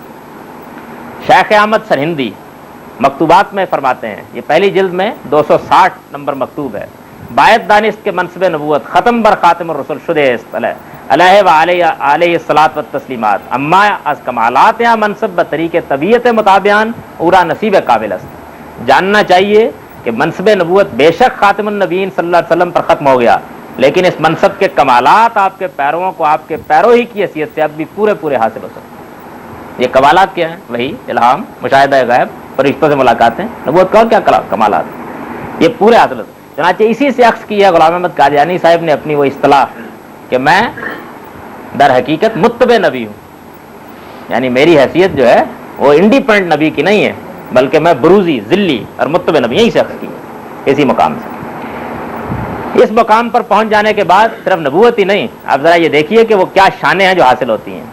فرماتے ہیں یہ کشاری ہے تصوف کے اساتین میں سے, اور یہ میں جو عبارت پڑھ رہا ہوں یہ ان کے رسالہ ترتیب السلوک میں, رسائل قریش کشاری معروف ہے بہت, شرط الاستاذ المرید کے عنوان سے یہ رسالہ ہے. کانا یرا جملۃ الکون یضیء بنور کانا لہ التلم یخفى من الکون علیہ شیء وکانا یرا جمیع الکون من السماء والارض رؤیۃ عیان ولکن بقلبہ. اسراء کے سالک کو یہ سارا عالم اس کے اپنے ہی نور سے روشن دکھائی دیتا ہے, یہاں تک کہ اس کی کوئی چیز اس کی نگاہوں سے چھپی نہیں رہتی. وہ آسمان سے زمین تک یہ ساری کائنات اپنی آنکھوں سے دیکھتا ہے, ہاں مگر دل کی آنکھوں سے. اور انسان کامل کے مصنف عبد الکریم وہ فرماتے ہیں کہ کل واحد من الافراد والاقطاب له التصرف في الجميع المملكات الوجوديه ويعلم كل واحد منهم ما اختلج في الليل والنهار فضلا عن لغات الطيور. وقد قال الشبلی رحمه الله تعالى لو دبت نملة سوداء على صخرة سماء في ليلة ظلماء ولا مسمع لقلت اني مخدوع وممكور به. ان افراد و اقطاب میں سے, یعنی تصوف کے جو کتب ہوتے ہیں اور فرد ہوتے ہیں, یہ ان کے خاص مناسب ہیں, میں سے ہر ایک کو پوری مملکت وجود میں تصرف حاصل ہوتا ہے. پرندوں کی بولیاں تو کیا, رات اور دن میں جو کھٹکا بھی ہوتا ہے اس سے واقف ہوتے ہیں. شیخ تصوف شبلی نے کہا ہے اگر کوئی کالی چونٹی بھی اندھیری رات میں کسی سخت پتھر پر چلتی اور میں اس کی آواز نہ سنتا تو بے شک میں یہی کہتا کہ مجھے فریب دیا گیا ہے, میں دھوکے میں رہا ہوں. یہ میرا مقام ہونا چاہیے. اس کو بھی میں سنوں. ابن عربی فرماتے ہیں کہ وہم من العلم، یہ فتوحات مکیہ میں ہے، دوسری جلد میں 7 صفحے پر. وہم من العلم بحیث اذا راى احدهم اسرى وطأة شخص علم انها وطأة سعید و شقی. ان کے علم کی یہ شان ہوتی ہے کہ ان میں سے کوئی اگر کسی شخص کا نقش قدم بھی دیکھ لے تو اسے معلوم ہو جاتا ہے کہ وہ اہل جہنم میں سے ہے یا اہل جنت میں سے. مزید فرماتے ہیں حتی یحتسبک وانت لا تراه ویمشی علی الماء وهو فی الهواء ویسیر کالحیولا قابلا للتشکیل والصور کالعالم الروحانی مثل جبریل صلی اللہ علیہ وسلم الذی کان ینزل تارۃ علی صورت دیا وقد تجلی له صلی اللہ علیہ وسلم وقد سد الآفاق وله 600 جناح. مواقع النجوم میں یہ انہوں نے لکھا ہے، یہ 65 صفحے پر. یہاں تک کہ تم اس کی آواز سنتے ہو لیکن وہ تمہیں دکھائی نہیں دیتا. یعنی صوفی وہ پانی پر چلتا اور ہوا میں اڑتا ہے اور ہیولے کی طرح ہر شکل اختیار کر لینے اور ہر صورت بدل لینے کے قابل ہو جاتا ہے. جس طرح عالم روحانی کے بارے میں ہم جانتے ہیں کہ مثال کے طور پر جبریل علیہ السلام دہیا کی صورت میں بھی آتے تھے اور نبی صلی اللہ علیہ وسلم کے سامنے وہ اس طرح بھی آئے کہ سارا افق ان سے بھرا ہوا تھا اور آپ نے دیکھا کہ ان کے 600 بازو ہیں، یعنی ہر صورت وہ تبدیل کر لیتے ہیں. مزید فرماتے ہیں مواقع النجوم میں من الصوفیہ من لا یزال عاکفا اللہ، صوفیوں میں سے وہ بھی ہیں کہ جن کی نگاہیں لوح محفوظ پر ہمیشہ لگی ہوئی ہوتی ہیں، جب ملیے پوچھ لیجئے کیا لکھا ہوا ہے وہاں. مزید اسی مواقع النجوم میں کہتے ہیں العارف والذی ینطق عن سرک وانت ساکت، عارف در حقیقت وہ ہے جو تجھ سے کچھ سنے بغیر تیرے دل کی بات تجھے بتا دے. مردان غیب میں سے اوتاد جس کو کہتے ہیں، ابدال اوتاد ان کی خاص اصطلاحیں ہیں، ان میں سے ان کے بارے میں فتوحات مکیہ میں لکھتے ہیں الواحد منہم یافظ اللہ بالمشرق وولایتہ فی والآخر المغرب والآخر الجنوب والآخر الشمال والتقسیم من الکعبہ وہؤلاء قد یعبر عنہم بالجبال لقولہ تعالی الم نجعل الارض مہادا والجبال اوتادا فإنہ بالجبال سکن مید الارض کذالک حکم ہؤلاء فی العالم حکم الجبال فی الارض. ان میں سے ایک کے ذریعے سے یعنی اوتاد میں سے اللہ تعالیٰ مشرق کی حفاظت کرتے ہیں اور اس کی ریاست اسی میں ہے. دوسرے 3 مغرب جنوب اور شمال کی حفاظت پر مامور ہیں. سمتوں کا یہ تعین بیت اللہ سے ہوتا ہے اس کو مرکز مان کر. یہی وہ اشخاص ہیں جنہیں ارشاد خداوندی قرآن میں آیا تھا نا کہ الم نجعل الارض مہادا والجبال اوتادا، کہ کیا ہم نے زمین کو گہوارہ اور پہاڑوں کو میخیں نہیں بنا دیا. تو کہتے ہیں کہ ان کو ہی جبال جو ہے اوتاد کا ذکر ہے اس میں، کہ بنا پر کبھی کبھی جبال یعنی پہاڑ بھی کہا جاتا ہے. اس کی وجہ یہ ہے کہ یہ پہاڑ ہی ہیں جو زمین کو جھک پڑنے سے روکتے ہیں. ان اشخاص کا معاملہ بھی یہی ہے، یہ زمین کے پہاڑوں کی طرح اس عالم کو تھامے ہوئے رہتے ہیں، اس لیے ان کو اوتاد کہا جاتا ہے. اور ہمارے امام الہند شاہ ولی اللہ اپنے بارے میں فرماتے ہیں فیوز الحرمین میں یہ مشاہدہ 44 ہے، اس میں سب انہوں نے اپنے الہامی بیان کیے ہیں. فرماتے ہیں رأیتنی فی المنام قائم الزمان انی بذالک ان اللہ اذا اراد شیئا من نظام الخیر جعلنی کالجار علی اتمام مرادہ. میں نے دیکھا خواب میں کہ مجھے قائم الزمان کے منصب پر فائز کیا گیا ہے. اس سے میری مراد یہ ہے کہ جب اللہ تعالیٰ اپنے نظام خیر میں سے اب کسی چیز کا ارادہ کریں گے تو اپنے مقصد کو پورا کرنے کے لیے اعلیٰ کار مجھے بنائیں گے. چنانچہ اس کے بعد انہوں نے کس طرح حاجوں کو معزول کیا اور کس طرح جا کے رات ہی رات میں کسی صاحب کو اٹھا لائے، کسی کو، وہ سب مشاہدات انہوں نے پھر وہ بیان کر دیے ہیں. یہ مقام ہے نبوت سے بھی بہت آگے. بیچارے نبی بھی یہاں کہاں پہنچتے ہیں، جہاں یہ لوگ پہنچتے ہیں دعویٰ کرتے ہیں.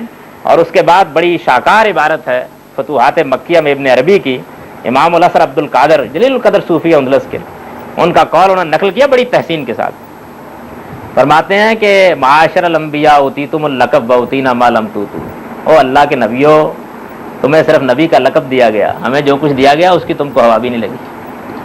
اس مقام پر پہنچ جانے کے بعد یہ حضرات پھر وہ یوں سمجھ لیجئے کہ اپنے اعلیٰ ترین مناصب کو پا لیتے ہیں. شاہ اسماعیل شہید نے ابقات میں یہ بتایا ہے کہ اس سے بھی آگے بھی کچھ مقامات ہیں، اور وہ مقامات بھی جس کو شوق ہو وہ پڑھ لے، کیونکہ اس میں بہت مغلق عبارتیں ہوتی ہیں اور ان کا مدعا اس طرح کسی عام لیکچر میں بیان کرنا ذرا مشکل تھا، تو اس وجہ سے میں نے ان کو بیان نہیں کیا. یہ مقامات وہابیہ میں پہلے مقام کی تفصیل عرض کر دی.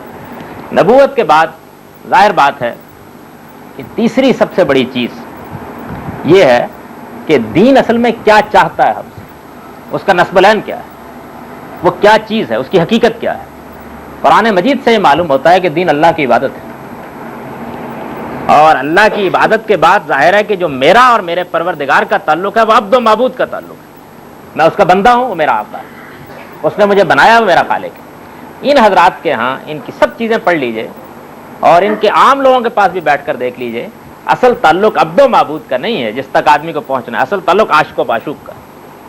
چنانچہ یہ عاشق و معشوق کا تعلق ہے جو جب جنید کے حلقے سے نکلنا شروع ہوا ہے تو جو فرد قرارداد جرم خلیفہ کے پاس پہنچی تھی اس میں یہ بھی تھا. عشق ایک بازاری لفظ ان کے بہت عام ہے، عشق الہی، یہ تعبیر بھی نہیں حضرات کی ہے. اللہ تعالیٰ کے عاشق کی حیثیت سے آدمی کو دنیا میں رہنا چاہیے. چنانچہ یہ دیکھیے کہ ان لوگوں کے ہاں موت کو وصال کہا جاتا ہے اس وجہ سے کہ وہ در حقیقت معشوق کے ساتھ ملاقات ہے, اور یہی وجہ ہے کہ معشوق کے ساتھ جب ملاقات ہوتی ہے تو شادی ہو جاتی ہے نا. تو ان حضرات کی جو تقریب منائی جاتی ہے اس کو عرس کہتے ہیں, عرس عربی میں شادی کو کہتے ہیں. یہ وجہ یہ ہے, یعنی اصل اساس ہی بالکل دوسری, عبد و معبود کا تعلق نہیں ہے بلکہ عاشق و معشوق کا تعلق ہے. اسی طرح یہ دیکھیے کہ دین کی حفاظت کے لیے اور اس کو ہر طرح کی درندازیوں سے بچانے کے لیے اللہ تعالیٰ نے اپنی کتاب قرآن مجید میں یہ اعلان کر دیا ہے کہ الیوم اکملت لکم دینکم واتممت علیکم نعمتی ورضیت لکم الاسلام دینا. میں نے یہ دین پورا کر دیا ہے, اس دن میں نے اپنی نعمت تمام کر دی ہے اور میں نے اسلام ہی کو اب دین کی حیثیت سے پسند کیا ہے. یہ حضرات یہ کہتے ہیں کہ یہ جو دین دیا گیا تھا یہ تو اصل میں شریعت تھی. طریقت اور حقیقت کو جاننے کے لیے اشغال اوراد کی ایک پوری کی پوری شریعت ہم خود تصنیف کرتے ہیں اور اس شریعت ہی کے ذریعے سے حقائق کھلتے ہیں. اس میں مراقبے ہیں, مشاغل ہیں, بہت سی چیزوں سے میں ذاتی طور پر واقف ہوں, بہت سے میں نے کیے ہیں ایک زمانے میں اور مجھے معلوم ہے کہ ان کی حقیقت کیا ہے. اس میں خاص طرح کی ضربیں بھی ہوں گی, خاص طرح کے اذکار بھی ہوں گے. یوں سمجھ لیجئے کہ پورا کا پورا پھر جو ڈھانچہ بنتا ہے ان کے دین کا عملی لحاظ سے, وہ دین تو شریعت رہ جاتا ہے. طریقت اور حقیقت کی منزلوں میں پہنچ جانے کے بعد, یہ اصطلاحیں بھی نہیں کی ہیں شریعت سے اوپر, ان پر پہنچ جانے کے بعد پھر جو ڈھانچہ بنتا ہے جس میں وہ اوراد بھی ہیں, وہ اشغال بھی ہیں, جن میں وہ مراقبے بھی ہیں, وہ چلے بھی ہیں, وہ ایک جو پوری شریعت وجود میں آتی ہے وہ دین کے آخری حتمی اصول کے تحت سر تسر شروع سے لے کے آخر تک بدعت, اس میں سے کوئی چیز نہیں ہے جس کو دینی اصول پر ثابت کیا جا سکے. دین اعلان کر چکا کہ وہ پورا ہو گیا, اس میں دین کی حیثیت سے کوئی چیز شامل نہیں ہو سکتی. اور دین کا اصل مقصد یعنی اخلاص فی اللہ, اس کے لیے یہ حضرات کہتے ہیں. ان کے ہاں پہنچنا کہاں ہے, ہم کو کہاں پہنچنا ہے؟ قرآن کہتا ہے کہ تمہاری آخری منزل اور آخری مقام یہ ہے کہ ارجع الی ربک راضیۃ مرضیہ, اپنے پروردگار کے حضور میں آ جاؤ گے تم, اور وہاں آؤ گے تو اس حال میں آؤ کہ وہ تم سے راضی ہو, تم اس سے راضی ہو. اس کا صلہ کیا ملے گا؟ میرے بندوں میں داخل ہو جاؤ, میری جنت میں داخل ہو جاؤ. یعنی وہ بندگی کا آخری مقام ہے, اس میں اور کچھ نہیں ہے. ان حضرات کی کوئی چیز اٹھا کر دیکھ لیجئے, آخری مقام مقام جمع ہے, یعنی جہاں پر تفریق مٹ جائے, وجود ایک ہو جائے اور ذات خداوندی کے ساتھ وصال ہو جائے. صاف صاف بیان کرتے ہیں. پوری منازل السائرین پڑھ لیجئے, ہر مرتبے کا آخری مقام مقام جمع جو انہوں نے بیان کر دیا. غزالی بڑی تفصیل کے ساتھ بیان کرتے ہیں کہ مقام جمع کی حقیقت کیا ہے. تو یہ یوں سمجھ لیجئے کہ میں نے یہ چیزیں تو ایسی تھیں کہ جن کی وضاحت کے لیے ضرورت تھی, باقی یہ وہ چیزیں کہ جن پر کم و بیش یہ حضرات متفق علیہ ہیں. جیسے حدیث میں متفق علیہ روایت ہوتی ہے, یہی صورت ہے اس کی. ان میں سے کوئی چیز نہیں جس کے لیے کوئی حوالہ دینے کی ضرورت ہو. جہاں جہاں بھی تصوف موجود ہے ان ساری صورتوں کے ساتھ موجود ہے. تو یہ ہے در حقیقت وہ دین تصوف کہ جو ان اکابر کی کتابوں سے بالکل واضح طریقے پر معلوم ہوتا ہے, سامنے آتا ہے. میں نے تقابل کر کے یہ بتا دیا ہے کہ وہ دین جو قرآن و سنت میں بیان ہوا ہے, خود فیصلہ کر لیجئے کہ اس سے اس کا کوئی تعلق نہیں. وہ دوسرا دین ہے, یہ ایک دوسرا دین ہے. اور یہ جو میں نے اختلافات معین کیے ہیں یہ فرعی نہیں ہے, یعنی یہ نہیں ہے کہ رفع یدین کرنے نہ کرنے کا اختلاف, یہ نہیں ہے, یہ اصول کے اختلافات ہیں. اب اصول کی بنیاد پر اگر ایک چیز دوسری ہے تو پھر اس کو ادھر نہیں لایا جا سکتا. البتہ انہوں نے کیا ہے, انہوں نے کیا یہ ہے کہ یہ پہلے تو پلاطینوس کے ہاں اگر موجود تھے یا شنکراچاریہ کے ہاں موجود تھے یا اپنشدوں کے زمانے میں موجود تھے, تب تو جو تعبیر اختیار کرتے. جب مسلمانوں میں پیدا ہوئے تو محمد صلی اللہ علیہ وسلم کی شخصیت اور قرآن معمولی چیز نہیں, اب اس کے اندر رہنا تھا. چنانچہ انہوں نے یہ قرار دیا کہ ظاہر میں شریعت کی پوری پابندی ہونی چاہیے. ان اچھے لوگوں نے ظاہر میں شریعت کی پوری پابندی ہونی, اگرچہ یہ پہلی منزل ہے, اور ظاہر میں وہی توحید بھی بیان ہونی چاہیے. شاہ اسماعیل شہید نے تقویت الایمان میں بہت واضح طریقے پر بیان کرنے کی صحیح کی اپنے اسلوب میں یہ بیان. اس کے بیان کر دینے کے نتیجے میں بالکل محفوظ ہو گیا یہ دین. کیوں؟ ظاہر سے دیکھیے تو معلوم ہوگا کہ زہد اور ورع میں بڑے بڑے ہوئے ہیں, باطن میں دیکھیے تو وہ یہ ہے جو میں نے آپ حضرات کے سامنے اپنے نقطہ نظر کے مطابق بیان کر دیا ہے. یہ سب کچھ اب ریکارڈ پر ہے, میں اس کو لکھ بھی چکا ہوں اپنے ہی مضمون کے اندر سے, میں نے وہ سب چیزیں بیان کی. ابھی کچھ چیزیں باقی ہیں, انشاءاللہ چھپ بھی جائے گا, تو اس کے بعد اس کو پڑھنے سمجھنے میں بہت سے لوگوں کو آسانی ہو جائے گی. بہرحال خاتمہ کلام کے طور پر یہ عرض کر دیتا ہوں کہ جس طرح میں نے ابتدا میں یہ کہا تھا کہ دین تصوف میں نے آنکھ کھولی تھی, میں نے اس پر دودھ کے دانت توڑے تھے, میں نے اسی کو سب سے پہلے پڑھا تھا. یہی میرے روز و شب کا مشغلہ تھا. مجھے اس سے غیر معمولی محبت تھی. میں اس سے اپنے ایک زمانے میں بہت متاثر رہا ہوں. اس لیے میں نے اگر اس پر نقد کی ہے تو اپنی ایک محبوب چیز پر نقد کی ہے اور یہ بتایا ہے کہ اس کی حقیقت کیا ہے. مجھے اس کے بارے میں کبھی کوئی تعصب نہیں تھا, مجھے تو تعصب اس کے ساتھ تھا. قرآن و سنت کی روشنی میں اس تعصب کو مجھے توڑنا پڑا ہے بڑی محنت کرنے کے بعد, اور میں نے یہ صحیح کی ہے کہ میں آپ حضرات کے سامنے بھی اس کی حقیقت جس طرح کے میں سمجھتا ہوں بیان کر دوں. میری رائے غلط ہو سکتی ہے, میرا تجزیہ غلط ہو سکتا ہے, میں بہرحال پیغمبر نہیں ہوں, ایک عام انسان ہوں. دلائل کے ساتھ اپنی بات میں نے کہہ دی ہے. بات معقول لگے مان لیجئے, نہ معقول لگے تو بہرحال اللہ تعالیٰ کے